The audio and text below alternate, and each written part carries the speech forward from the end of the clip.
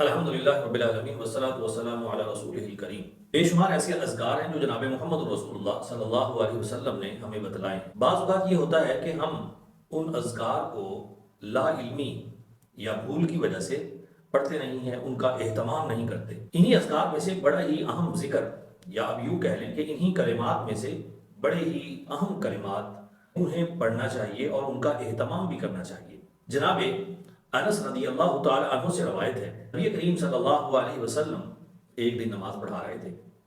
ایک شخص آتا ہے اور وہ صف میں شامل ہوتا ہے۔ جب وہ صف میں شامل ہوا تو اس کا سانس پھولا ہوا تھا اور اس نے نماز شروع کی اور کہا الحمدللہ حمدا کثیرا طیبا مبارکا فی۔ نبی کریم صلی اللہ علیہ وسلم نے نماز ختم کی اور پوچھا کہ بھئی یہ کلمات کس نے کہے؟ تو اللہ کے نبی صلی اللہ علیہ وسلم نے جب یہ پوچھا تو کسی نے جواب نہ دیا۔ پھر آپ نے دوبارہ پوچھا کہ بھئی یہ کلمات کس نے کہے تھے؟ کوئی حرج والی بات نہیں ہے، بتلائیے۔ تو ایک شخص نے کہا کہ اللہ کے نبی صلی اللہ علیہ وسلم میں نے یہ کلمات کہے۔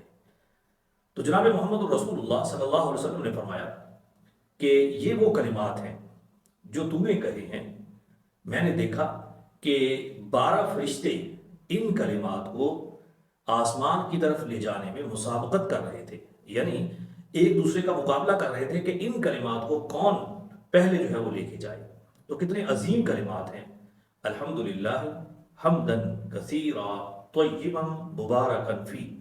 تو میں یہ سمجھتا ہوں کہ ہمیں بھی ان کلمات کو اذکار استفتاح میں، یعنی جب ہم نماز شروع کرتے ہیں تو اس وقت بھی ہم ان کلمات کو کہہ سکتے ہیں، اور اسی طرح اس کے علاوہ بھی جب بھی ہمیں موقع ملے تو ہمیں یہ کلمات اپنی زبان سے ادا کرنے چاہیے، الحمدللہ حمدا کثیرا طیبا مبارکا فی۔ تو آئیے ان کلمات کا اہتمام کیجیے۔